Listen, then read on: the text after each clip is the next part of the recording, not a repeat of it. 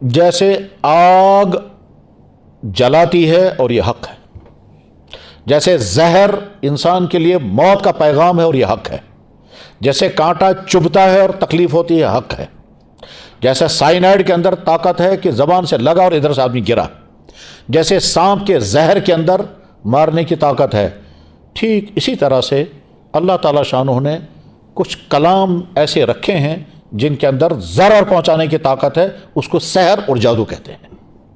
جادو کا تذکرہ قرآن کریم میں بھی ہے، جادو کا تذکرہ احادیث میں بھی ہے۔ جادو کی بنیاد یہ بھی ہے کہ اللہ کے نبی علیہ الصلوۃ والسلام پر 2 صورتیں نازل کی گئی، اسی لیے کیونکہ آپ پر جادو کیا گیا تھا، اس جادو کا اثر زائل کرنا تھا۔ سورہ فلق اور سورہ ناس اصل میں تو نازل ہوئی ہیں مکہ شریف میں، لیکن جب مدینہ شریف میں ایک یہودی نے جناب رسول اکرم صلی اللہ علیہ وسلم پر جادو کیا تھا اور جادو کے اثرات بھی آپ کے جسم مبارک پر آ گئے تھے، لیکن ان اثرات کا دائرہ آپ کی نبوت تک نہیں پہنچا، آپ کے دین تک نہیں پہنچا، آپ کی ذات تک پہنچا۔ ٹھیک مثلا یہ کہ بے قراری تھی، نیند نہیں آتی تھی، بھوک نہیں لگتی تھی، کھانا کھا لیا پھر بھول گئے کھانا کھایا یا نہیں، پانی پیا پھر بھول گئے پانی پیا یا نہیں، پھر پانی منگوایا، بس ان چند چیزوں تک اس کے اثرات تھے۔ تو جب قرآن میں جادو کا تذکرہ ہے، حدیثوں میں جادو کا تذکرہ ہے، جادو سیکھنے والوں کے لیے سخت ترین الفاظ اور وعیدیں بیان ہوئی ہیں، اور خود اللہ کے نبی علیہ السلام کی ذات اقدس پر جادو کیا گیا ہے، اور حضرت موسیٰ علیہ السلام کا مقابلہ جادوگروں کے ساتھ ہوا تھا، تو اس کا مطلب یہ ہے کہ جادو ایک ریئلٹی ہے، ایک حقیقت ہے۔ لہٰذا جو لوگ کہتے ہیں ہم نہیں مانتے جادو شادو، تو ان کی سوچ اور ان کی رائے غلط ہے۔ حقیقت یہ ہے کہ جیسے اللہ تعالیٰ شانہ نے چیزوں کے اندر اچھے اور برے اثرات رکھے ہیں، اسی طرح سے کلام کے اندر بھی اچھے اور برے اثرات رکھے ہیں۔ آپ کسی انسان کو بلا وجہ سخت باتیں کہہ دیں یا گالی گلوچ کریں، تھوڑی دیر میں اس کا موڈ خراب ہو جائے گا اور وہ مشتعل ہو جائے گا، بلکہ زیادہ گرم ہو جائے گا، تو آگ لگ جاتی ہے، حالانکہ الفاظ ہے صرف۔ آپ تھوڑی دیر بعد کہیں گے میں تو کھیل رہا تھا، میں دیکھ رہا تھا لفظوں میں کتنا اثر ہے، تو وہ کہے گا یہ کوئی کھیلنے کی چیز ہے؟ بادشاہ کا بیٹا بیمار ہو گیا، پیشاب اس کا بند ہو گیا، تو اس زمانے کا سب سے بڑا ڈاکٹر اور حکیم، جس کو آج کی دنیا میں بھی کہتے ہیں فادر آف میڈیسن، شیخ بولی سینا، وہ لایا گیا۔ تو اس نے نبض پکڑا، کھٹ سے بتا دیا کیا پریشانی ہے۔ ساتھ میں ایک بزرگ بھی آئے گئے، وہ بزرگ سے کہا گیا حضرت بادشاہ صاحب کا بچہ جو ہے اس کا پیشاب بند ہو گیا ہے، تو اس نے کچھ پڑھ کر کے پھونک ماری۔ تو شیخ بولی سینا نے کہا پھونک سے کیا ہوگا، اس کو فلانی پریشانی ہے، وہ دوائی دیں گے تو پریشانی دور ہوگی، پھونک سے کیا ہوگا؟ تو بزرگ حیران ہو گئے کہ شیخ بولی سینا جیسا فلسفی اور جیسا سائنٹسٹ اور جیسا ڈاکٹر اور جیسا حکیم اور میڈیسن کا ماہر کیا کہہ رہا ہے یہ؟ تو انہوں نے پھر پھونک مار کر کے، پھونک مارنی چاہیے بچے کو، انہوں نے کہا کیا ہوگا ان پھونکوں سے، اس کو دوائی دیں گے تب یہ ٹھیک ہوگا۔ تو خیر پھونک سے ہوگا یا نہیں ہوگا الگ مسئلہ ہے۔ تو اس بزرگ نے کیا کہا، اس نے کہا ہم نے سنا تھا کہ شیخ بولی سینا بہت بڑے فلسفی اور بہت بڑے حکیم ہیں، فلسفی ہیں اور میڈیسن کے ماہر ہیں، پر آج پتہ چلا یہ تو کتے سے بھی بدتر ہے۔ تو جو ہی اس نے یہ لفظ سنا تو اس کو آگ لگ گئی، اور اس کے بعد پھر وہ پڑھ کر کے بچے کو پھونک مار رہے ہیں، پھر کہا نہیں نہیں کتے سے بدتر کہاں، شیخ بولی سینا تو خنزیر سے بھی بدتر ہے۔ اس کو اور آگ لگ گئی۔ تیسری مرتبہ بزرگ نے کہا السلام علیکم حضرت آپ بہت گرم ہو گئے ہیں، آپ تو کہتے تھے لفظوں میں کیا اثر ہوتا ہے، آپ نے دیکھا لفظوں کا اثر، شیخ بولی سینا کو آگ لگ گئی ہے، یہ لفظوں کا اثر ہے، جس کو آپ کہتے تھے لفظوں میں کوئی اثر نہیں ہوتا، اثر آپ پر بھی ہوا اور آپ بھی گرم ہو گئے، حالانکہ آپ مسلمان ہیں، آپ تھوڑے نہ کتے ہیں نہ خنزیر ہے۔ اس کا پارا فوراً نیچے آ گیا۔ ٹھیک، تو لفظوں کا اثر اس طرح سے ہوتا ہے۔ آپ کسی کی تعریفیں کریں تھوڑی دیر میں پھول جائے گا، اور کسی کو مذمتیں کریں تو تھوڑی دیر میں غصہ ہو جائے گا، حالانکہ آدمی تعریف کی بنیاد پر آگے بڑھتا نہیں ہے اور مذمت کی بنیاد پر کوئی ہوتا نہیں۔ مگر گالی کیا چیز ہے، گالی الفاظ ہے، ہوتا کچھ نہیں ہے، لیکن آپ اگلا کو آگ لگ جاتی۔ آپ کسی کو خدا نہ خواستہ وہ لفظ بول دے جو لفظ استعمال کیا جاتا ہے بیوی کے بھائی کے لیے، میں لفظ بولنا نہیں چاہتا، جو لفظ استعمال کیا جاتا ہے اپنی وائف کے بھائی کے لیے، وہ لفظ جب آپ استعمال کریں گے तारुफ के लिए, इंट्रोडक्शन के लिए किसी को गुस्सा नहीं आएगा। और यही लफ्ज़ जब आप जहाँ रियलिटी है वहाँ गुस्सा नहीं आएगा, और जहाँ बिल्कुल झूठ है वहाँ जब ये लफ्ज़ इस्तेमाल करते हैं फिर देखिए आगे क्या होगा। सकैज उसमें ये लफ्ज़ तो लफ्ज़ है ये। बहरहाल अब अगली बात सुने, जादू होता है, उसके मुज़िर असरात होते हैं, यह भी हकीकत है। जादू बिल्कुल नहीं होता है, जादू होने का वहम होता है, और वहम की बुनियाद पर इंसान कहता है मुझे न जाने किसने क्या कर दिया, मकसूद पता मैं क्या तुमत करे, यह भी हकीकत है। जादू का इलाज करने वाले सही लोग भी हैं और वो कामयाब इलाज करते हैं, और जादू के से मुतासिर इंसान जो है वो से निकल भी जाता है, यह भी हकीकत है। और जादू के नाम पर फ्रॉड करने वाले, धोखा देने वाले भी दुनिया में पाए जाते हैं, यहाँ भी पाए जाते हैं। आगे इंसान को कोई जादू नहीं होता और ये उसको डरा देता है, क्या लगा सही है तुम तुम्हारी ऐसी बुरत, तुम जिंदा किस तरह से हो, तो पका किस कंचो, वो बेचारा घबरा जाता है, हालांकि कुछ नहीं होता है। और ये फ्रॉड करने वाला सिर्फ पैसा कमाने के लिए ये अमल करते हैं। तो चारों हकीकतें हैं, जादू होता भी है और उसके असरात भी होते हैं, ये भी हकीकत। जादू बिल्कुल नहीं होता है, आदमी सिर्फ धोखा देता है दूसरों को और उसको कोई और तकलीफ होती है, लेकिन बोलने वाला कहता है तुमको जादू हो गया है, खतरनाक जादू किया गया है, और उसके लिए वो पैसा कमाने के लिए, और ऐसे सिर्फ गलत अंदाज से पैसे कमाते हैं, और वो भी इकाइयों में, दहाइयों में नहीं, सैकड़ों में नहीं, हजारों में, 51 सास का सास, ठीक, कह नहीं सुन कह कहता, यही जुमले बोले जाते हैं और वो पैसे वसूल किए जाते हैं। और उसको कभी क्या करते हैं, कभी कहते हैं, और उसमें बाज़ लोग ऐसे अजीब अजीब फ्रॉड और तिकड़म करते हैं कि अकलें हैरान हो जाती हैं। यानी बिल्कुल उनके लिए लफ्ज़ इस्तेमाल करना मुनासिब नहीं रहेगा, लेकिन हकीकत ये होती है कि वो मुकम्मल किस्म के ठग होते हैं, लेकिन साथ में वो होलिया बनाएंगे दीनदारों का, ताकि अगला लोग मुतासिर हो जाए। लंबे बाल रखेंगे, बड़ी तस्बीह हाथ में रखेंगे, 2-4 अंगूठियाँ भी पहनेंगे, और ठीक है वगैरह वगैरह। तो ये सारी हकीकतें हैं। जादू का होना ये भी हक, जादू नहीं होता है, फ्रॉड बताया जा रहा है, ये भी हक। कभी इंसान को खुद ही वहम होता है, होता नहीं है जादू, मगर वहम वो निकलता ही नहीं है जहनों से, वे वहम, ठीक। और ऐसा भी होता है। ये 4 हकीकतें हैं, चारों हकीकतें तय हैं। अब किस जगह क्या है जरूरी नहीं, हो सकता है एक जगह एक हकीकत हो, हम सब दूसरा और समझ रहे हैं। हम समझ रहे हैं जादू है मगर नहीं है, हम समझ रहे हैं जादू नहीं है मगर है, हम समझ रहे हैं ये जादू है और होता भी है, और जिससे इलाज करा रहे हैं वो चूंकि माहिर नहीं है, वो करता रहेगा, लेकिन जादू का इलाज कामयाब होगा नहीं, ठीक है, और वो पैसा खींचता रहेगा। और उसमें ऐसे भी अल्लाह के बंदे हैं जिनको कोई पैसा कमाने की हाजत नहीं है, वो अल्लाह के बंदों की खिदमत के लिए ये चीज़ें करते हैं, ठीक है। उनका दिल भी नहीं चाहता करने को, लेकिन करते हैं अल्लाह के बंदों की खिदमत के लिए, उसको इसी में खुशी है। बहरहाल सारी सच्चाइयाँ हैं। अब इन सारी सच्चाइयों को ज़हन में रख करके फिर आगे चलना चाहिए। कभी ऐसा भी होता है कि घर वालों को शक हो गया, क्योंकि औरतें आम तौर पर तवहम परस्त होती हैं, वो हर चीज़ को मैं मशकें इसके कुर्बत, मैं मशकें इसके तो मुकरित छी, किसी और वजह से नींद नहीं आ रही, मैं मशकें इसके कुर्बत, जनाब जिस्मानी तकलीफ है, ममश के इसका कुर्बत, जहनी बीमारी है, ममश के इसका कुर्बत। बीमारियां जिस्मानी भी होती हैं, जहनी भी होती हैं। जहनी बीमारियां तो इसका मतलब यह है कि मेंटल अस्पताल जाइए, और जिस्मानी बीमारियां हैं तो कभी ऐसा होता है कि बीमारी जिस्मानी है लेकिन वो ट्रेस नहीं हो रही है, और वो लगता यह है कि ये जिस्मानी बीमारी नहीं है बल्कि वो जादू है, असर है, जिन्नात हैं वगैरह। इस गुफ्तगू का टॉपिक नंबर 2 या कहिए चैप्टर नंबर 2, जिन्नात के असरात होते हैं, ये भी हकीकत।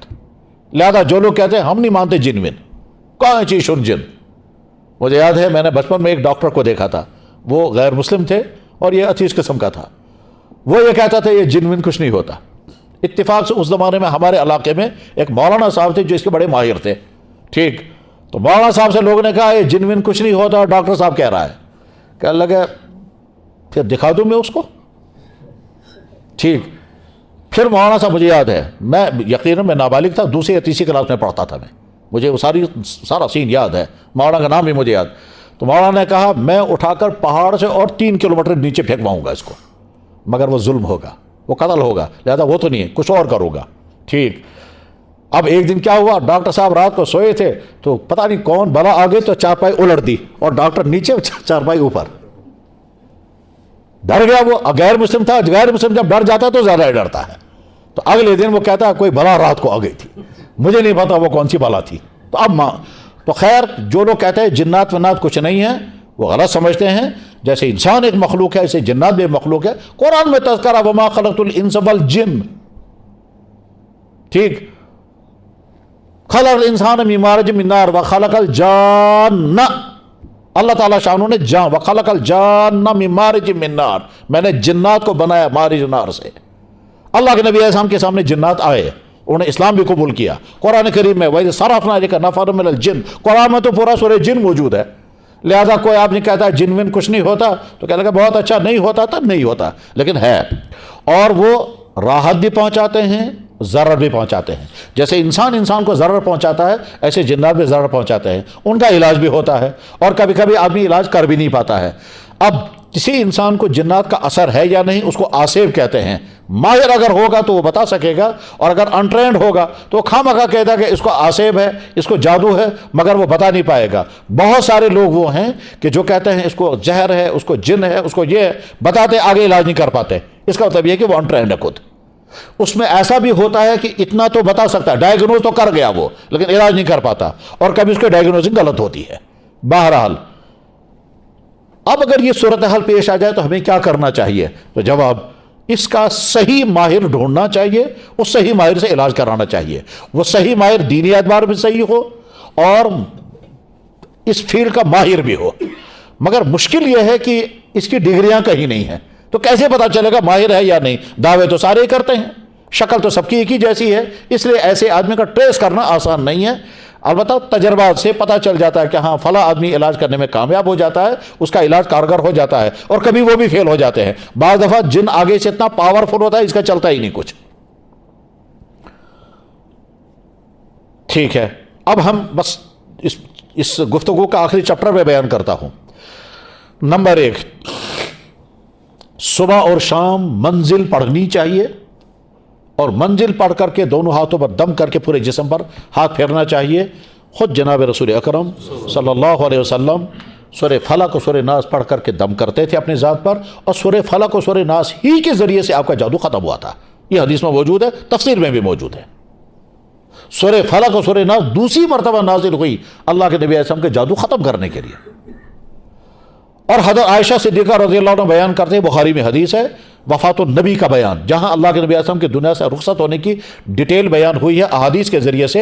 ان احادیث کا وہاں تو اس وقت حضرت عائشہ بیان کرتی ہیں کہ میں معوذ وہ صورتیں جن میں اعوذ لفظ آیا ہے, میں معوذات پڑھتی تھی اور اللہ کے نبی علیہ السلام کے مبارک ہاتھوں پر دم کرتی تھی, اور حضوری کا ہاتھ حضور کے جسم پر پھیرتی تھی, اپنا ہاتھ نہیں پھیرتی تھی. یہ بخاری میں ہے. تو منزل کے اندر یہ دونوں صورتیں بھی ہوتی ہیں. منزل قرآن کریم کی وہ آیتیں ہیں جو آیتیں جادو کے متعلق, جنات کے متعلق, حفاظت کے متعلق ہے, وہ ساری آیتیں جمع کی گئی ہیں, اور صدیوں سے ہمارے بڑے بڑے اہل علم, اکابر, علماء, مشائخ, بزرگان دین, محدثین ان آیتوں کو پڑھتے ہیں اور دم کرتے ہیں. تو ایک بہترین علاج ہے منزل پڑھ کر کے اپنے اوپر دم کرنا, منزل پڑھ کر کے پانی پر دم کرنا اور وہ پانی پینا. اس منزل میں سورہ فلق اور سورہ ناس بھی ہے, اور قرآن کریم کی دوسری آیتیں ہیں, اس میں کوئی غیر شرعی چیز نہیں ہے, بلکہ قرآن کے علاوہ کچھ اور ہے ہی نہیں, اس میں تو قرآن ہی کی آیتیں ہیں. علاج نمبر 1. علاج نمبر 2, ہر فرض نماز کے بعد سورہ فلق اور سورہ ناس پڑھنا چاہیے. تعداد کتنی ہے حدیثوں میں تعداد بیان نہیں ہوئی ہے, البتہ بعد کے تجربہ کرنے والوں نے بتایا کہ 3 مرتبہ پڑھیں, 7 مرتبہ پڑھیں, یا 11 مرتبہ پڑھیں, اور دونوں ہاتھوں پر دم کر کے پورے جسم پر ہاتھ پھیر لیا کریں. تو یہ دوسرا عمل ہے. نمبر 3, قرآن کریم کی ایک آیت ہے جس میں اللہ تعالیٰ شانو فرماتے ہیں, مفہوم اس کا یہ ہے, پس جب جادوگر جادو لے کر آئے, فلما جاء السحرۃ, جب جادوگر جادو لے کر کے آئے تو موسیٰ علیہ السلام نے جواب میں کہا, اللہ تمہارے باطل جادو کو برباد کرے گا, تمہارے جادو کی سکیم کو فیل کر دے گا. ان اللہ سیبطل, ان اللہ لا یصلح عمل المفسدین. فلما جاء السحرۃ قال لهم موسیٰ القوا ما انتم ملقون فلما القوا قال موسیٰ ما جئتم به السحر ان اللہ سیبطل ان اللہ لا یصلح عمل المفسدین. یہ 11واں پارہ غالباً رکوع نمبر 15 میں یہ آیت ہے. 14 یا 15 رکوع نمبر میں یہ آیت ہے, اور یہ آیت نوٹ کر لینی چاہیے. اس آیت کو لکھ کر کے پانی میں ملانا چاہیے پھر پینا چاہیے، یا اس آیت کو پڑھ کر کے دم کر کے پھر پینا چاہیے، اور اس آیت کو پڑھ کر دم کر کے پھر اپنے جسم پر پھیرنا چاہیے۔ بس یہ 3 عمل جب کریں گے تو جادو کے اثرات ختم ہو جاتے ہیں۔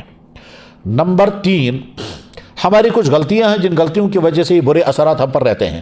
گھروں میں جب تلاوت نہیں ہوگی اور باتھ روم جب جائیں گے تو دعا پڑھ کر نہیں جائیں گے۔ اللہم انی اعوذ بک من الخبث والخبائث کا مقصد ہی یہی ہے کہ آدمی شیطان اور جادو کے اثرات سے محفوظ رہتا ہے۔ فإنہا محتضرہ، شیطان اور جنات باتھ روم کی میں انسان پر حملہ آور ہوتے ہیں، اس لیے دعا پڑھ کر کے اندر جانا چاہیے اور ساتھ میں ناپاک نہیں رہنا چاہیے، خصوصاً بے غسل۔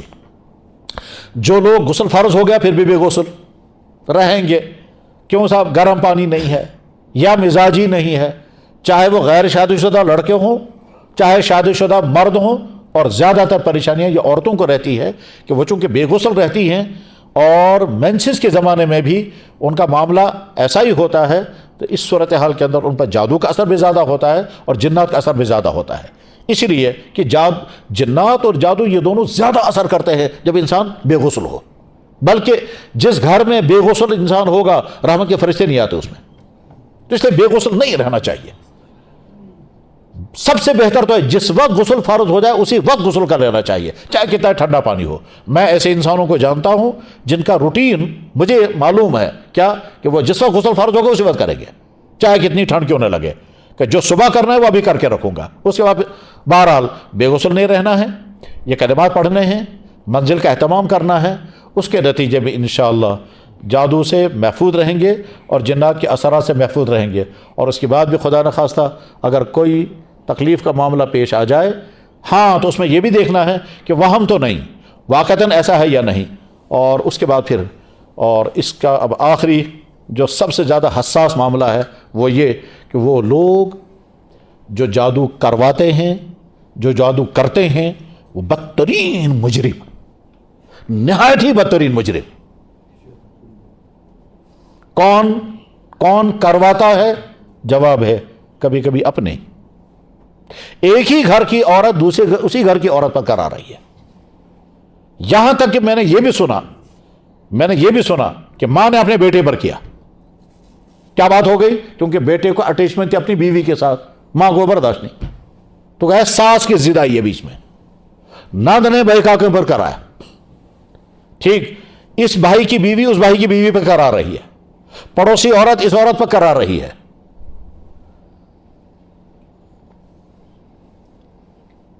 ایک شخص کا نکاح ہونے والا تھا، اس نے لڑکے نے وعدہ دیا ہے اس نے وعدے دیے ہیں اسے، میں تم سے کروں گا، اور آخر میں چل کر کے اس نے لڑکے نے دھوکہ دے دیا کہ نہیں ماں جان مجھے اب کہیں اور کرنا ہے۔ اس خاتون کو بے انتہا زیادہ شاک ہو گیا کہ اتنے سالوں تک مجھے اس نے لڑکا کر رکھا اور آج اس نے مجھے دھوکہ دیا، اور ہو سکتا ہے بیچ میں کچھ اور واقعات بھی ہوئے ہوں گے جو نامناسب واقعات تھے، تو اس کی بنا پر اب اس کو عورت کو بہت زیادہ شاک ہو گیا۔ اس شاک کے بعد اس نے کیا کیا؟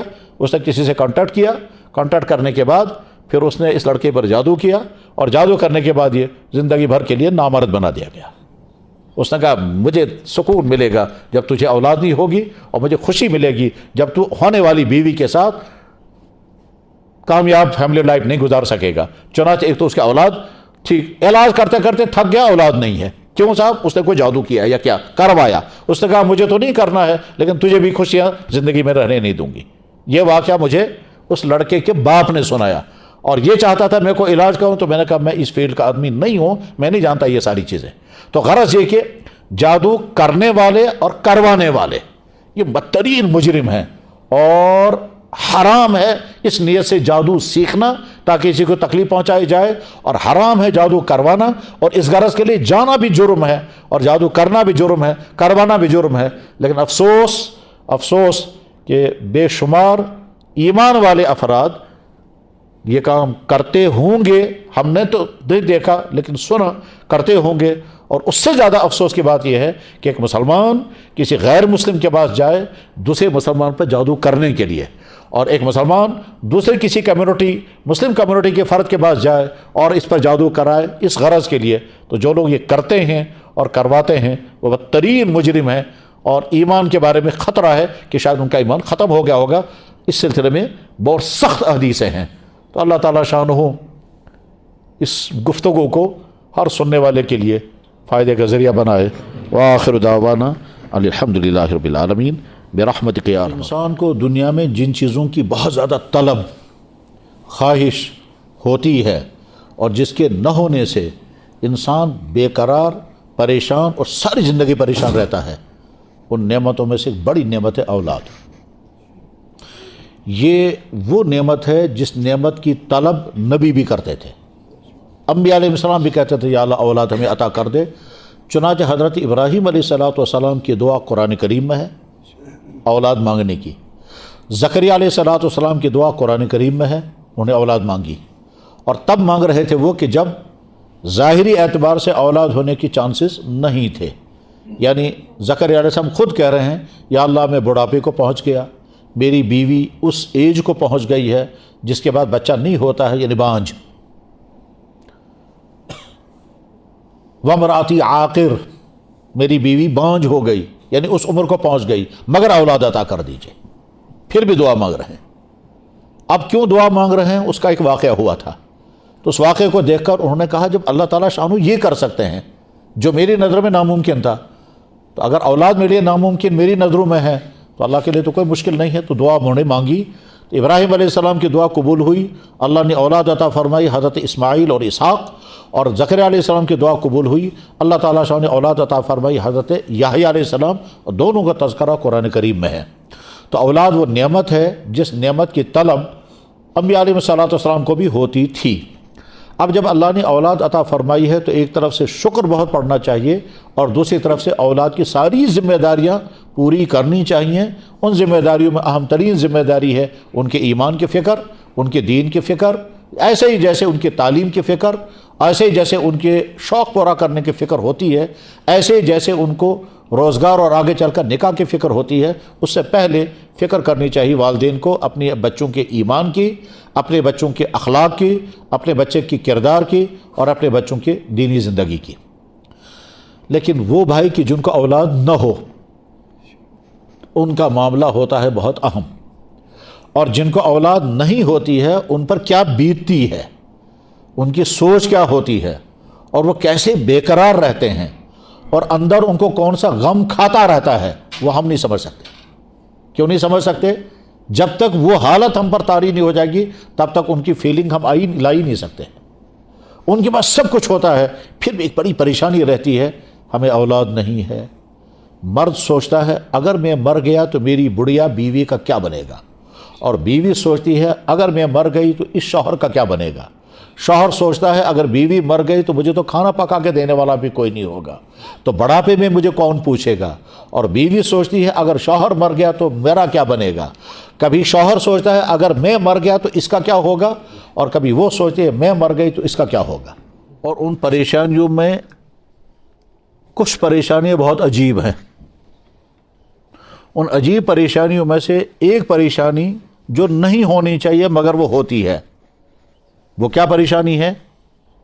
ہمس چھو میں کیا چھونا، اس کو یہ ہے مجھے نہیں ہے۔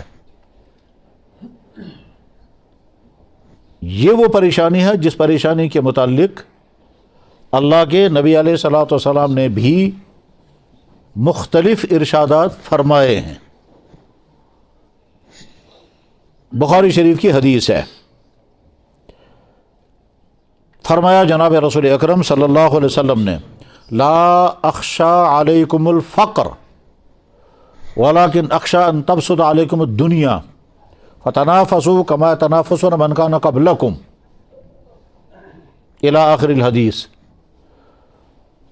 تو حدیث کا ترجمہ یہ ہے کہ مجھے اس بات کا ڈر نہیں ہے کہ میری امت میں فقر، غربت اور افلاس آئے گا اور تباہ ہو جائے گی، نہیں۔ فرمایا مجھے اس بات کا ڈر نہیں ہے کہ میری امت میں فقر آئے گا، غربت آئے گی، یعنی آئے گی، لیکن اس آنے کی وجہ سے مشکلات تو آئیں گی لیکن امت ختم نہیں ہوگی۔ ولیکن اخشا، لیکن میں ڈر رہا ہوں ان تبسط علیکم الدنیا، کہ تمہارے پاس پیسہ بہت آئے گا،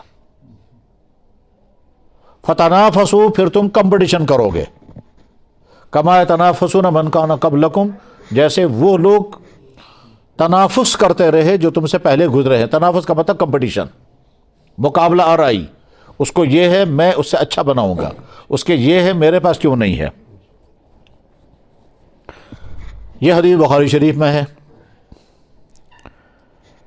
حدیث کی دوسری کتابوں میں ایک اہم ترین کتاب ہے ترمذی شریف، اس میں حدیث ہے۔ فرمایا جناب رسول اکرم صلی اللہ علیہ وسلم نے، حدیث کا ترجمہ یہ ہے، جب تم کسی ایسے انسان کو دیکھو جو مالی اعتبار سے تم پر بڑا ہوا ہے، تم سے برتر ہے، فوراً اس انسان کو دیکھو جو مالی اعتبار سے تم سے کمتر ہے۔ جب تم کیسے ایسے انسان کو دیکھو جو مالی اعتبار سے تم سے برتر ہے تو فوراً اس کو دیکھو جو تم سے کمتر ہے۔ اس کے بعد پھر تمہیں جو نعمتیں ملی ہوئی ہیں ان کی قدر آئے گی۔ اب ان دو حدیثوں کو ذہن میں رکھ کر اب دیکھیں مفہوم کیا بنتا ہے۔ بے شمار انسانوں کی پریشانی نہیں ہے، مگر وہ پریشانی اس لیے کہ کمپٹیشن ہے ذہن میں۔ ان کے پاس ایسا مکان ہے، ہمارے پاس کیوں نہیں؟ ان کے پاس ایسی گاڑی ہے، ہمارے پاس کیوں نہیں؟ ان کے پاس فلانے قسم کا موبائل ہے، میرے پاس کیوں نہیں؟ اس کے پاس فلانے قسم کے کپڑے ہیں، میرے پاس کیوں نہیں؟ اس کے بچے نے ٹاپ کیا، میرے بچے نے کیوں نہیں کیا؟ اس کی شادی اتنی ہائی فائی ہوئی، ہماری کیوں نہیں ہوگی؟ اس کے ہاں ایسے برتن ہیں، ہمارے کیوں نہیں؟ فلانے گھر میں ایسا قالین ہے، ہمارے پاس کیوں نہیں؟ فلانے گھر میں نیا صوفہ سیٹ آیا ہے، ہمارے گھر میں پرانا صوفہ سیٹ ہے، فلانے کو پروموشن ہو گئی، مجھے کیوں نہیں ہوئی؟ فلانے کے پاس ایسا جوتا ہے، میرے پاس کیوں نہیں؟ حتیٰ کہ ہم نے یہ بھی دیکھا کہ ایک انسان ٹینشن میں، کیا بات ہو گئی؟ دمن ہے ہمیشہ 700 پین، اس کے بعد 7,000 کا پین ہے، میرے پاس 50 روپے کا ہے، مجھے ٹینشن ہو گیا۔ کیا ٹینشن ہو گیا؟ کہ صاحب وہ مجھ سے چھوٹا ملازم ہے، اس کو 7,000 کا قلم ہے، تو میں افسر ہوں، میرے پاس 50 روپے کا لیڈ کیوں ہے؟ بس مجھے یہ ٹینشن ہے۔ غرض یہ کہ بے شمار انسانوں کو یہی پریشانی رہتی ہے، اور یہ پریشانی کی بیس کیا ہے؟ بیس یہ ہے کہ فلانے کے پاس یہ چیز ہے، میرے پاس نہیں ہے، حالانکہ وہ چیز اس کے پاس ہے مگر یا تو لو لیول کی ہے۔ مثلا ایک انسان کے پاس گاڑی ہے سیکنڈ ہینڈ، اب وہ دیکھتا ہے میری گاڑی کھٹا رہا ہے کیونکہ اس کے پاس فلانے قسم کی گاڑی ہے، اور دوسرے انسان کے پاس فریش گاڑی ہے مگر اس کو ٹینشن ہے کہ فلانے کے پاس فلانے ماڈل کی گاڑی ہے، میرے پاس جو ہے وہ دوسرے ماڈل کی گاڑی ہے۔ مکان ہے، مکان کے اندر ساری فیسلٹیز ہیں، مگر آدمی کہتا ہے کہ فلانے مکان کے اندر یہ بھی ہے، یہ بھی ہے، یہ بھی ہے، اس مکان کے اندر پینلنگ ہے، اس مکان کے اندر قالین ہے، اس مکان کے اندر اے سی لگا ہوا، اس مکان کے اندر گیلری ہے، اس مکان کے اندر گیراج ہے، اس مکان کے اندر، یہ ہمارے یہاں نہیں ہے۔ جناب والا کتنی ہی بلندی پر آپ پہنچ جائیں، آپ سے برتر کوئی اور ہوگا، اور کوئی اور ہوگا تو اس کے بعد پھر انسان کی کمپٹیشن کی نظر نیچے سے نکل کر اوپر آ جاتی ہے۔ اوپر آ جاتی ہے کا مطلب کیا ہے؟ انسان ان تمام لوگوں کو دیکھنا چھوڑ دیتا ہے جو اس سے نیچے ہیں، اب وہ دیکھنے لگتا ہے میری لیول کے کون ہے، اور اپنے لیول کے لوگوں کو دیکھ کر کہتا ہے ان کے پاس فلاں چیزیں میرے پاس نہیں ہے۔ بس اب یہ جو ذہن میں ہے، لہذا مجھے کمانا ہے، مجھے ان سے اچھا بنانا ہے، ان سے ہائی جانا ہے، اس سے آگے جانا ہے۔ ایک صاحب مجھے ملے یہاں کشمیر میں نہیں، کشمیر سے باہر، انہوں نے کھانے پر بلایا تو بعد میں کہا مجھے بڑی پریشانی رہتی ہے۔ میں نے کہا کیا؟ کہنے لگے جب ہمارے شہر میں کوئی نئے ماڈل کی گاڑی آتی ہے تو مجھے ٹینشن ہو جاتا ہے کہ مجھ سے زیادہ اچھی گاڑی تو کسی کے پاس بھی نہیں ہونی چاہیے۔ تو میں نے کہا اب؟ کہنے لگے میں نے گاڑی خریدی ہے 1.5 کروڑ روپے کی۔ میں نے کہا اچھا اب؟ کہنے لگے میں نے دیکھا ایک اور گاڑی کوئی 2 کروڑ روپے کی آئی ہے تو مجھے ٹینشن ہو گیا۔ تو میں نے کہا انا للہ و انا الیہ راجعون، آپ کس مصیبت میں پھنسے ہوئے؟ اس کو اس کے لیول کا ہے، ہم کو ہماری لیول کا ہے، ہم کو ہماری لیول کا ہے۔ جناب جوتا بہت اچھا ہے مگر پرانا ہے، اس کو دوسرے کو نیا جوتا ہے لہذا ہو گیا ٹینشن۔ تو بے شمار پریشانیاں جو ہیں وہ پریشانیاں ہے نہیں پریشانی، مگر اس وجہ سے انسان اس کو پریشانی کا کیس بناتا ہے کہ وہ مقابلہ کرتا ہے دوسرے سے، وہ مقابلہ ذہن میں ہوتا ہے، اور ذہنی مقابلہ ہوتا ہے، اس کے پاس یہ ہے میرے پاس نہیں، اس کے پاس اعلیٰ درجے کا ہے مجھ پاس سیکنڈ درجے کا ہے، اس کے پاس اس لیول کا ہے میرے پاس لو لیول کا ہے، یہ ذہن میں آتا ہے۔ اس کی وجہ سے آدمی جو ہے وہ پریشان رہتا ہے، اور یہ بات ذہن میں رہنی چاہیے کہ اس سوچنے سے، دوڑ دھوپ کرنے سے ملنے والا کچھ نہیں ہے، کیونکہ اللہ نے اپنے نظام میں طے کر رکھا کہ اس کو مجھے کیا دینا ہے۔ ایک باپ کے دو بیٹے ہیں، ایک بیٹا کچھ اور ہے، دوسرا بیٹا کچھ اور ہے۔ ایک باپ کے دو بیٹے ہیں، ایک بیٹے کے پاس تعلیم ہے، ہائی تعلیم، مگر ساتھ میں بے روزگار، دوسرا بیٹا ہے 5 کلاس پاک، 5 یا 6 کلاس پاک، اور وہ بہت ہائی بزنس کر رہا ہے۔ تو اس کے پاس پیسہ ہے، اس کے پاس ڈگری ہے، ڈگری والے کے پاس روزگار نہیں ہے، پیسے والے کے پاس تعلیم نہیں ہے۔ اب اگر یہ کہے گا اس کے پاس پیسہ ہے میرے پاس کیوں نہیں، وہ کہے گا اس کے پاس ڈگری ہے میرے پاس کیوں نہیں، تو ٹینشن میں رہیں گے۔ اللہ تعالیٰ شانہ فرماتے ہیں نحن قسمنا بینہم معیشتہم فی الحیاۃ الدنیا، دنیا کی زندگی میں تقسیم کرتا ہوں، مجھے کس کو کیا دینا ہے میں دوں گا، کسی کو کم، کسی کو زیادہ، کسی کو ایک چیز دوں گا، کسی کو دوسری چیز دوں گا۔ کہ جناب ایک انسان کو ٹینشن ہے، کیا مکان بھی ہے، بزنس بھی ہے، گاڑیاں بھی ہیں، اولاد نہیں، تو ہے اس پریشانی میں۔ دوسرا انسان کے پاس اولاد ہے اور بچے ہیں اور خوش ہے، مگر مکان پرانا ہے، اب اسی ٹینشن میں ہے۔ انسان کی خامی ہے، جو چیز ملی ہوئی ہے اس کی قدر نہیں کرے گا، اس پر شکر نہیں پڑے گا، اور جو چیز اس کے پاس نہیں ہے اس کی طلب میں، اس کی تڑپ میں بے قرار رہتا ہے اور ٹینشنوں میں رہتا ہے، مجھے یہ چیز کیوں نہیں ہے۔ اللہ کے نبی علیہ السلام نے ارشاد فرمایا مجھے اپنی امت کے بارے میں یہی ڈر ہے، آج ساری دنیا کمپٹیشن کے جال میں پھنسی ہوئی ہے، ہر انسان کمپٹیشن کے ساتھ ہے۔ گاؤں میں رہنے والا انسان ہے، مکان ٹھیک ہے، ساری سہولیات جو ہونی چاہیے وہ ہیں، ٹھیک ہے، جو ہی پیسہ زیادہ آ جائے گا فوراً ذہن میں آئے گا ہم کیوں گاؤں میں رہیں گے، ہم اب شہر میں جائیں گے۔ اب وہ ڈھونڈے گا شہر میں کہیں زمین، آ گیا شہر میں آنے کے بعد پھر شہر کی لیول پر، اب جب شہر کے لیول میں آ گیا تب دیکھتا ہے یہاں تو بہت ہائی لیول کے لوگ ہیں، ہو گیا ٹینشن میں، ان کو ایسا مکان ہے میرا تو نہیں ہے ویسا۔ اور ٹینشن کہاں سے شروع ہوتا ہے؟ دائیں بائیں کون لوگ ہیں، دائیں طرف مکان والے کیسے ہیں، بائیں طرف مکان والے کیسے ہیں، ان کے گھر میں فیسلٹیز کیا ہیں، یہاں تک کہ ان کے گھر میں کراکری کیا ہے، ان کے گھر میں پردے کیسے ہیں، ان کے گھر میں کھانے کیسے ہیں، ان کے گھر میں فریج کون سا، چھوٹی چھوٹی چیزوں سے لے کر بڑی بڑی چیزوں تک۔ اس کے بعد اگر اللہ نے پیسہ اور دیا تو فوراً ذہن میں آئے گا اب ہم شہر کے اس علاقے میں نہیں، اب ہم شہر کے سول لائن میں بسیں گے جہاں ہائی فائی لوگ رہتے ہیں، پہنچ گیا وہاں، کسی طرح سے اگر پہنچنے میں کامیاب ہو گیا تو اب وہ جو کمپٹیشن پہلے کر رہا تھا گاؤں کی سطح پر، وہاں سے نکل کر آگے آیا، اس کے بعد پھر اور آگے آگے، اور جب اس ہائی فائی علاقے میں جائے گا تب دیکھے گا دائیں بائیں والوں کے پاس مکان کتنی منزلیں ہیں، کتنے کمرے ہیں، اس میں کیا نئی چیز ہے، وہ میرے مکان میں نہیں۔ اور اگر پیسہ کچھ زیادہ آ گیا تو فوراً سوچے گا اب یہاں کم، ہم تو اس سے آگے جائیں گے کہیں اور، تب وہ کسی اور شہر میں ڈھونڈے گا، یہاں تک کہ آدمی کہتا ہے باقی ساری بات دبئی کیا چیز بھی ہے، اب وہ ڈھونڈے گا وہاں دبئی کا، وہاں جب پہنچے گا وہاں شیخوں کے ساتھ کا مقابلہ کر سکے گا۔ زندگی گزرتی اسی ٹینشن میں، ایک منزل پائی اس سے اگلی منزل نمودار ہو جاتی ہے۔ آج آپ نے نئے سے نئے ماڈل کا مکان بنایا، 5 سال کے بعد مارکیٹ میں نئے ماڈل آگے ہوں گے، آپ کا پرانا ماڈل وہیں رہ جائے گا۔ آج آپ نے ایک قسم کی فیسلٹی اپنے مکان میں مہیا کی، 5 سال کے بعد وہاں دوسری قسم کی آ گئی ہوگی، آپ سوچیں گے ہماری تو پرانی ہو گئی۔ کشمیر کے پرانے زمانے کے بعض مکانات جو بالکل یادگار مکانات ہیں، آج جب ان کو دیکھتے ہیں وہ جھوپڑیاں لگتی ہیں۔ اس زمانے میں انہوں نے بہت اچھی قسم کے پینلنگیں بھی کی تھی، ووڈ کارونگ ایسی عجیب عجیب ہوئی تھی، وہ زمانے میں وہ ٹاپ تھے، لیکن آج جب ان کو دیکھتے ہیں آج کون ان کو پوچھے گا۔ غرض یہ کہ اپنے آپ کو اس ٹینشنوں سے نکالیں اور اللہ کے فیصلے پر راضی رہیں، اللہ نے جس کو جو دیا اس پر شکر رہیں۔ اگر قناعت کا مزاج آ گیا تو بہت ساری پریشانیوں سے بچے رہیں گے۔ جناب ایک آدمی 2000 روپے کا موبائل تھا، جو ہی تھوڑا سا پیسہ آ گیا تو 20,000 کا خریدا، جب 20,000 کا خریدا اس کے دوست کے لڑکے کے پاس تھا 50,000 کا، کہ لگے میرا تو کچھ بھی نہیں، کھٹا رہا ہے۔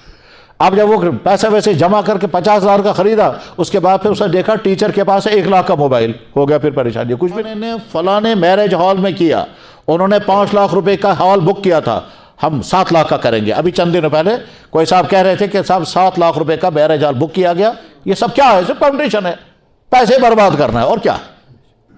شادی وہ بھی ہے جو مسجد میں نکاح ہو پڑا جائے گا اور قہوے کا شادی ہو جائے گی، اور وہ بھی ہے جس پہ 30-40 لاکھ روپے خرچ ہو جائیں گے، اس میں بھی اتنا ہی ہوگا کہ بیوی بن کر کے گھر میں آئے گی، بس اتنا ہی ہے۔ لیکن انسان ان چیزوں سے خوشی محسوس کرتا ہے جن چیزوں میں خوشی نہیں ہے، اور ان چیزوں میں خوشی محسوس کرتا ہے جن چیزوں کو پیسے برباد کرنا ہے، اور برباد کرنے کے بعد پھر ڈھونڈتا ہے خوشی۔ میں نے ایک دفعہ ایک جگہ نکاح پڑھا، اس نکاح پڑھنے میں غالباً 35 سے 40 لاکھ روپے مہر تھا۔ میں حیران ہو گیا، میں نے کہا چلو ٹھیک ہے، پڑھا نکاح۔ اس کے بعد پھر اتنی ہی ایسے زیادہ رقم اور خرچ ہو گئی دوسرے رسموں پر، وہ دوسرے رسموں پر جو خرچ ہوئے، کھانوں پر، فلانے پر۔ اس کے بعد نتیجہ کیا نکلا؟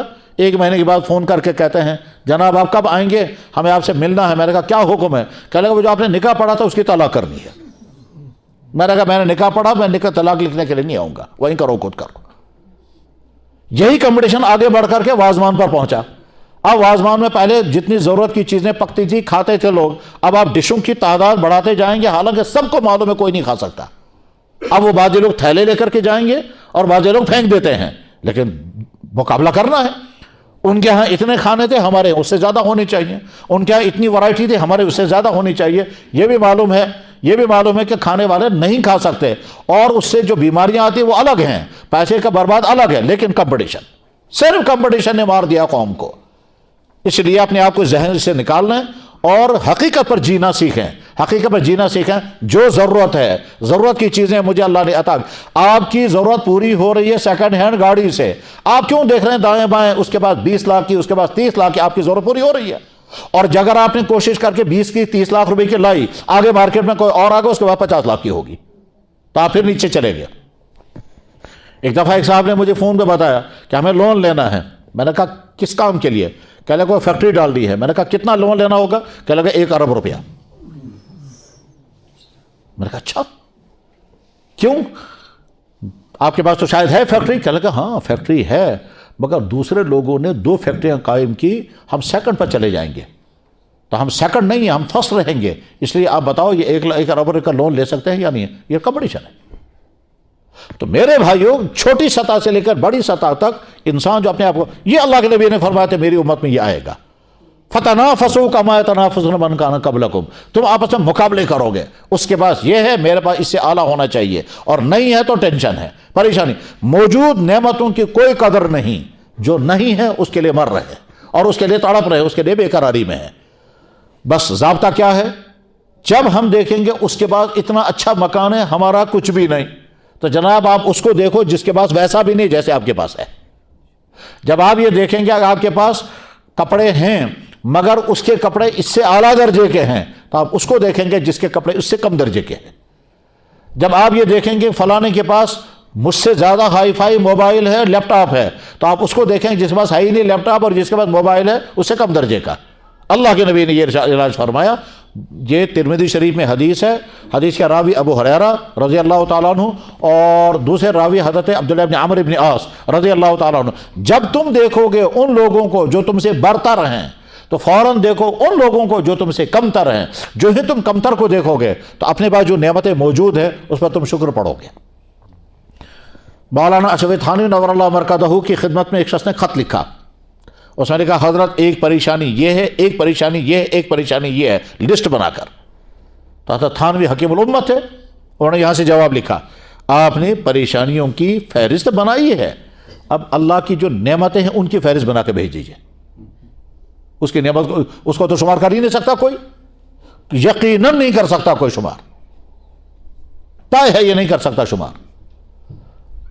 کیوں؟ اس لیے کہ بے شمار نعمتیں وہ ہیں جن کا پتہ ہی نہیں ہے نعمت ہے. سمجھانے کے لیے میں مثال دیتا ہوں. ہم میں سے ہر آدمی کی باڈی میں کیلشیم بھی ہے, میگنیشیم بھی ہے, پوٹاشیم بھی ہے. لیول کتنی ہونی چاہیے ہمیں نہیں معلوم, میڈیکل والے بتائیں گے, یہ ڈاکٹروں کا سبجیکٹ ہے, یہ ہمارا سبجیکٹ نہیں ہے. لیکن یہ بات ہم بھی جانتے ہیں کہ یہ چیزیں ہماری باڈی میں ہیں, ٹھیک ہے, ان کا لیول کم یا زیادہ ہے یا نہیں. اگر ہم ٹھیک ہیں تو اس کا مطلب یہ ہے کہ میگنیشیم بھی ٹھیک ہے, کیلشیم بھی ٹھیک ہے, پوٹاشیم بھی ٹھیک ہے, آئرن بھی ٹھیک, سب ٹھیک ہے, ٹھیک ہے نا. اس ٹھیک ہونے کے معنی ہے کہ اللہ کی مہربانی. کیلشیم زیادہ ہو جائے گا تو پریشانی, پروٹین زیادہ ہو جائے گا تو پریشانی, کم ہو جائے گا تو بھی پریشانی, ٹھیک ہے. پیشاب بند ہو جائے گا تو بھی پریشانی, زیادہ آئے گا تو بھی پریشانی, بند ہو جائے گا تو بھی پریشانی, ان کنٹرول ہو جائے گا تو بھی پریشانی. تو پیشاب آ بھی رہا ہے اور کنٹرول میں ہے, اب ہم اس کا شکر کریں یا اس کا شکر کریں؟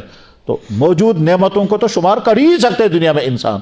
تو حضرت تھانوی نے ان کو لکھا کہ آپ نے پریشانیوں کی فہرست بنائی یا اللہ کی شکایت آپ نے کی, اللہ نے مجھے یہ پریشانی دی, یہ پریشانی. اب اللہ نے جو نعمتیں عطا کو ان کی فہرست بنائی ہے, انہوں نے فوراً سمجھ لیا حضرت مجھ سے غلطی ہو گئی, میں توبہ کرتا ہوں, آپ بھی میرے لیے دعا فرمائیں, میری سوچ صحیح نہیں تھی, میری سوچ صحیح نہیں تھی, کاش مجھے یہ خیال آ رہا ہوتا.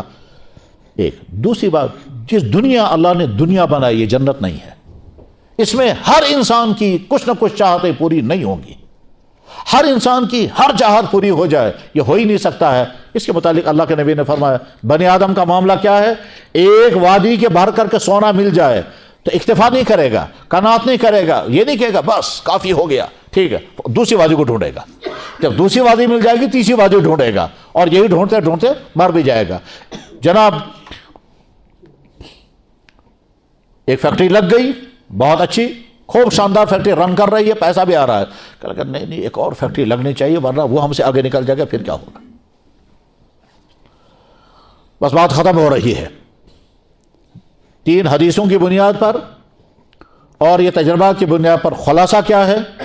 جو اللہ نے دیا اس پر اکتفا کرنا چاہیے، شکر پڑھنا چاہیے، یہ نہیں دیکھنا چاہیے اس کے پاس یہ ہے اور میرے پاس کیوں نہیں، اس کے پاس یہ ہے میرے پاس کیوں نہیں، اس کے پاس ہے مجھے ہونا چاہیے اور اسی ٹینشن میں رہیں، پھر اس کو دوڑ دھوپ کر ذہن میں رکھنا چاہیے اللہ نے ہر ایک کو کسی کو کچھ دینا ہے، کسی کو کچھ دینا ہے، ہم اپنی دوڑ دھوپ جتنی کر سکتے ہیں اتنی کریں ضرورت کی حد تک، جہاں ضرورتیں ہیں، اور ضرورت سے بڑھ کر فوراً سوچنا چاہیے کیا یہ چیز جس چیز کی ہم طلب کر رہے ہیں یہ ہماری ضرورت ہے یا دکھلاوا ہے؟ گھر میں کپ موجود ہے، گھر والے کہتے ہیں پرین کپ، دنیا بہت کچھ ایسے بنا ہے پرانے کپ میں پی رہے ہیں، فلانے کے بعد میں نے نئے سٹائل کا کپ دیکھے، ہم بھی وہی ٹی سیٹ لائیں گے، ہم بھی وہی ڈنر سیٹ لائیں گے، اس میں جھگڑا ہو گیا۔ ایک گھر میں طلاق اسی بات پر ہو گئی کہ بیوی کہتے تھی ڈنر سیٹ اور وہ جو ہے ٹی سیٹ لانا ہے، شوہر کہتا تھا ہماری اتنی گنجائش نہیں ہے، کپ تو موجود ہیں، پلیٹیں بھی ہیں، کپ بھی ہیں، ترامو بھی ہیں، تانبے کے بھی ہیں، اس کے بھی ہیں۔ اس نے کہا نہیں، نئے سٹائل کا ٹی سیٹ اور نئے سٹائل کا ڈنر سیٹ، اسی پہ جھگڑا چلتا رہا، اور ایک دفعہ بیوی نے کہا تو کہتا شکست کن کیا ایسے کچھ بول دیا تو شوہر غصے میں آ کر طلاق دے گیا۔ ظاہر کمپٹیشن بنیاد بنی ہے۔ اللہ تعالی ہماری سوچ صحیح بنائے اور ہم کو حقائق کو سمجھنے کی توفیق عطا فرمائے، ریالٹی کو سمجھنے کی توفیق عطا فرمائے، اور ہمارے جذبات وہی ہونے چاہیے جو جذبات ہونے کے قابل ہیں، وہ جذبات نہیں پیدا ہونے چاہیے جن کا نفع کچھ نہیں ہے۔ وآخر دعوانا ان الحمدللہ رب العالمین۔ IVF ان وٹرو فرٹیلائزیشن، یعنی سائنسی اور طبی تحقیقات کے نتیجے میں ایک فیسلٹی دنیا میں آ گئی ہے، اس فیسلٹی کے ذریعے سے اولاد مل جاتی ہے، اولاد حاصل ہو جاتی ہے۔ ظاہر ہے IVF کی ساری ڈیٹیل تو میڈیکل کالج والے بیان کریں گے، انہی کا یہ سبجیکٹ ہے، ہمارا سبجیکٹ نہیں، اور ہو سکتا ہے کہ اس کی ڈیٹیل بیان کرنے میں ہم جیسے لوگوں سے غلطی ہو جائے کیونکہ ہمارا سبجیکٹ نہیں ہے، لیکن چونکہ ہم سے جڑا ہوا اس وجہ سے کہ ہم کو شرعی احکام بیان کرنے ہیں، اس لیے کچھ نہ کچھ معلومات تو ہم کو حاصل کرنی ہوگی۔ چنانچہ میں نے اس بارے میں جو معلومات کی سمجھا، پھر میں نے کچھ ڈاکٹروں کو سنایا، انہوں نے کہا آپ کے معلومات صحیح ہے، پھر بھی ہو سکتا ہے غلطی ہو جائے کیونکہ ہم اس ٹاپک کے ماہر نہیں ہیں۔ بہرحال بچہ کیوں نہیں ہوتا، اصل فیصلہ تو اللہ کا ہے کہ جب اللہ کا فیصلہ ہے اولاد نہیں ہوگی تو وہ اللہ تعالیٰ قرآن کریم میں بیان کرتے ہیں کیا، یہب لمن یشاء اناثا، میں کچھ لوگوں کو صرف لڑکیاں دیتا ہوں، وَيَهَبُ لِمَن يَشَاءُ الذُّكُورَ، اور کچھ کو صرف لڑکے دیتا ہوں، او يُزَوِّجُهُمْ ذُكْرَانًا وَإِنَاثًا، کچھ کو دونوں دیتا ہوں، وَيَجْعَلُ مَن يَشَاءُ عَقِيمًا، کچھ کو کچھ بھی نہیں دیتا۔ تو کچھ کو صرف لڑکے، کچھ کو صرف لڑکیاں، کچھ کو دونوں، کچھ کو کچھ بھی نہیں۔ وَيَجْعَلُ مَن يَشَاءُ عَقِيمًا، جس کو میں چاہوں گا نہ اولاد نہیں دوں گا، عورت کو بانجھ بنا دوں گا، مرد کو۔ بہرحال یہ تو اصل فیصلہ تو اللہ کا ہے، لیکن فزیکلی یا میڈیکلی اس بارے میں جو ریسرچ ہوئی ہیں ان کا خلاصہ میں عرض کرتا ہوں۔ کبھی مرد کے اندر کمی ہوگی، کبھی عورت کے اندر کمی ہوگی۔ مرد کے اندر کیا کمی ہوگی؟ مثلا اس کے سپرم برابر نہیں بن رہے ہیں، یا مثلا سپرم تو برابر بن رہے ہیں لیکن وہ سپرم کو ٹرانسفر نہیں کر پاتا، یعنی ہم بستری نہیں کر پاتا، اس کی کچھ وجہ ہو سکتی ہیں کیوں نہیں کر پا رہا ہے، ٹرانسفر نہیں کر پا رہا۔ اس کی ایک وجہ یہ بھی ہو سکتی ہے کہ خدا نخواستہ کسی ایکسیڈنٹ میں اس کا پرائیویٹ پارٹ کٹ گیا ہے، یا مثلا اس کے پرائیویٹ پارٹ میں اتنی کمزوری ہے کہ وہ پرائیویٹ تعلقات قائم نہیں کر پاتا ہے، تو اندر سپرم تو ہیں، سیمن تو ہے، اور سیمن میں کیپیسٹی ہے بچے پیدا کرنے کی، لیکن وہ ٹرانسفر ہی نہیں ہو پا رہا ہے۔ تو اس لیے، اور کبھی ایسا ہوتا ہے کہ ٹیوب بلاک ہوگا، اس ٹیوب کے بلاک ہونے کی وجہ سے وہ سپرم نکل نہیں پاتے ہیں۔ یہ تو ہے مردوں کے سائیڈ میں۔ عورتوں کے سائیڈ میں کبھی کیا ہوتا ہے کہ عورت کا وہ ایگ ہی نہیں بن پاتا ہے، جس ایگ کے بننے کے بعد ہی بچہ پیدا ہوگا، یا ایگ ہوتا ہے لیکن وہ اتنا کمزور ہوتا ہے کہ وہ ٹوٹ جاتا ہے، وہ کام نہیں کر پاتا، یا جس ٹیوب کے ذریعے سے وہ ایگ اوری میں پہنچتا ہے وہ ٹیوب بلاک ہے، اس وجہ سے ایگ پہنچ نہیں پاتا ہے، یا اوری میں کوئی کمزوری ہے، کوئی خرابی ہے جس کی بنا پر بچہ ہو نہیں پاتا ہے۔ غرض یہ کہ کبھی مرد کی طرف سے پریشانیاں ہوتی ہیں، کبھی عورت کی طرف سے پریشانیاں ہوتی ہیں، ٹیسٹوں کے ذریعے سے پتہ چل جاتا ہے کہ پریشانی کہاں ہے، رکاوٹ کہاں پر ہے، ٹھیک ہے، پھر کبھی اس کا علاج ہو جاتا ہے اور کبھی نہیں ہو پاتا۔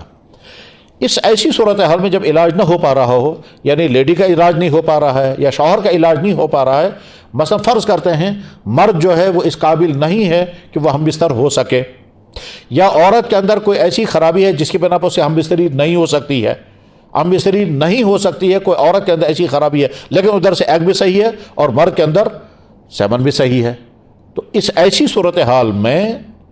صورتحال میں ایک نئی فیسلٹی جو میڈیکل کی طرف سے آئی ہے اسے وہ کہتے ہیں ان ویٹرو فرٹیلائزیشن یعنی آئی وی ایف، ٹھیک ہے۔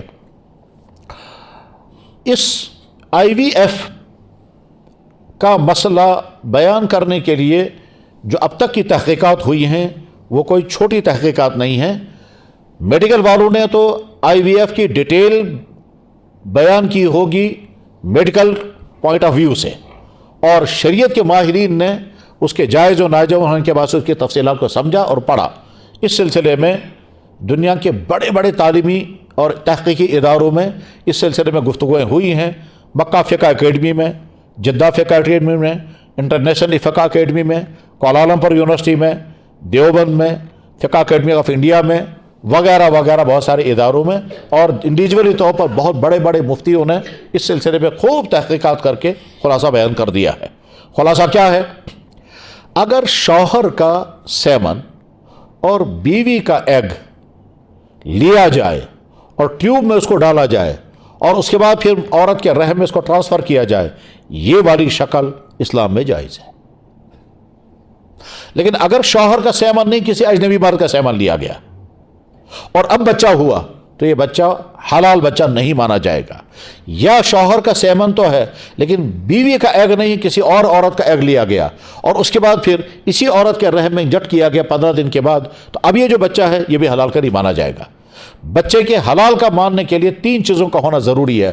نمبر 1، جن میاں بیوی، جس مرد اور عورت، جس میل فیمیل کا یہ جمع کیا جا رہا ہے سیمن اور ایگ، ان دونوں کا آپس میں نکاح ہونا چاہیے، شرط نمبر 1۔ شرط نمبر 2، سیمن اسی مرد کا ہونا چاہیے، کسی اجنبی کا نہیں، اور ایگ اسی بیوی کا ہونا چاہیے، کسی عورت کا نہیں۔ اور جب یہ تینوں شرطیں جمع ہو جائیں گی اس کے بعد چوتھی چیز ہے کہ کوشش کی جانی چاہیے کہ یہ سارا پروسیس جو ہے وہ لیڈی کرے۔ لیکن اگر لیڈی مہیا نہیں ہے اور مرد کے ذریعے سے اگر یہ سارا پروسیس ہو رہا ہے تو ظاہر ہے اس میں تو بے پردگی بھی ہوتی ہے، ظاہر ہے اس میں آخری درجے کی بے پردگی ہوگی، اور ٹچ کرنے کی وہ چیزیں کرنی پڑتی ہوں گی جو وہ میڈیکل والے جانتے ہوں گے۔ ہمارا وہ سبجیکٹ نہیں ہے، نہ ہم نے کبھی آبزرو کیا، نہ دیکھا، نہ اندر ہم لیبر روم میں گئے ہیں کبھی، لیکن اندازہ یہی ہوتا ہے کہ اس میں آخری درجے کی بے پردگی ہوتی ہوگی، نگاہوں کی بے پردگی بھی، اور ہاتھ سے بھی ٹچنگ کرنی پڑتی ہوگی۔ تو اس لیے کوشش ہی کی جانی چاہیے کہ مرد نہ ہو، عورت ہو، اور عورت بھی اگر لیڈی ڈاکٹر ہو اور مسلمان ہو، مسلمان نہیں تو غیر مسلم عورت بھی کر سکتی ہے، جب وہ بھی نہیں ہے تو پھر مسلمان مرد کے ذریعے، اور وہ بھی نہ ہو تو آخری درجے میں غیر مسلم مرد سے بھی کرا سکتے ہیں۔ کچھ علماء کی رائے کہ نہیں کرا سکتے کیونکہ بے پردگی ہو رہی ہے اور آخری درجے کی بے پردگی ہو رہی، اور کچھ علماء کی رائے یہ ہے کہ اولاد کی طلب اور اولاد کا حصول ایک اہم ترین معاملہ ہے، اس لیے اس اہم ترین معاملے کے لیے وہ چیزیں برداشت کی جا سکتی ہیں۔ یہ ہے خلاصہ۔ یہ بیان کرنے کی ضرورت اس وجہ سے پیش آ رہی ہے کہ پہلے تو یہاں کے لوگ آئی وی ایف کرنے کے لیے باہر کے شہروں میں جایا کرتے تھے، اور اب یہاں بھی آئی وی ایف کے سلسلہ شروع ہو گیا ہے، اور آپ نے دیکھا ہوگا کہیں بورڈ لگے ہوئے ہیں کہ اولاد سے مایوس انسانوں کے لیے خوشخبری، اور وہاں بچے بھی دکھائے جاتے ہیں بورڈ پر، سائن بورڈوں پر، تو لوگ پوچھتے بھی رہتے ہیں۔ چونکہ لوگ پوچھتے رہتے ہیں جن کو ضرورت ہوتی ہے، اور بعض دفعہ جو اس پروسیس کا کام کرتے ہیں وہ بھی پوچھتے رہے کہ ہمارے لیے کرنا جائز ہے یا ناجائز ہے، اور کچھ علماء بھی پوچھتے رہتے ہیں کہ صاحب اس بارے میں رہنمائی ہونی جانی چاہیے۔ کچھ امام پوچھتے ہیں، کیونکہ ہمارا عام مسلمان جو ہے وہ امام صاحب کے پاس جا کر کے پوچھتا ہے یہ منہج عشاء جائز کہ ناجائز۔ اب بیچارہ وہ امام صاحب، ظاہر ہے ان کا کام اس طرح کے مشکل اور غامض مسائل کا جواب دینا نہیں ہوتا ہے، تو کبھی تو وہ غلط سلط جواب دے جاتے ہیں، اور کبھی وہ کہتے ہیں کسی عالم سے پوچھو، اور کبھی کہتے ہیں ہم خود ہی پوچھ کر کے بتائیں گے۔ تو مجھ سے کچھ علماء میں پوچھتے رہتے ہیں، کچھ امام بھی پوچھتے رہتے ہیں، اور کچھ ڈاکٹر حضرات بھی پوچھتے رہتے ہیں، اور عوام میں بھی کچھ لوگ پوچھتے رہتے ہیں، اس لیے اس ٹاپک پر میں نے گفتگو کی۔ خلاصہ یہ ہے کہ اگر کوئی شخص IVF کے ذریعے سے اولاد حاصل کرنا چاہتا ہے تو بس ایک شکل جائز ہے، اور وہ کون سی شکل ہے کہ شوہر کا نطفہ ہو اور بیوی کا بیضہ ہو۔ شوہر ہی کا نطفہ ہونا چاہیے، کسی اور کا نہیں، بیوی ہی کا ایگ ہونا چاہیے، کسی اور کا نہیں، اور اس کے بعد پھر ان دونوں کو جب جمع کیا جائے گا، جمع کرنے کا طریقہ میڈیکل والے بتائیں گے، کس طرح سے شوہر کا سیمن لینا ہے، کس طرح سے عورت کا ایگ نکالنا ہے، اس کے بعد پھر وہ کس طرح سے ٹیوب کے اندر رکھتے ہیں، اس ٹیوب کے لیے ٹمپریچر کتنا ہونا چاہیے، اور وہ پھر آگے کس ڈبے کے اندر، کس مشین کے اندر وہ رکھتے ہیں، کتنے دنوں کے لیے رکھتے ہیں، اور اس کے بعد پھر آگے جب اسی بیوی کے رحم میں اس کو انجیکٹ کیا جائے گا تو 15 دن کے بعد پھر پتہ چل جاتا ہے کہ یہ بچہ بن جائے گا یا نہیں۔ 15 دن کے بعد جب ٹیسٹ کرتے ہیں تو یا تو پازیٹیو آ جاتا ہے یا نگیٹو آ جاتا ہے، 15 سے 20 دن تک کا۔ میں ایسے بھائیوں کو بھی جانتا ہوں جن کا IVF فیل ہو گیا، ناکام ہو گیا، اور کئی مرتبہ کیا، اور یہاں پر بھی ہوا اور باہر کے ملکوں میں بھی۔ ایسے بھائیوں کو بھی میں جانتا ہوں جن کا IVF یہاں فیل ہوا، ایسے بھائیوں سے بھی واقف ہوں کہ جن کا IVF یہاں سے باہر، کشمیر کے باہر، اور ایسے بھائی کو بھی میں جانتا ہوں کہ جس کا IVF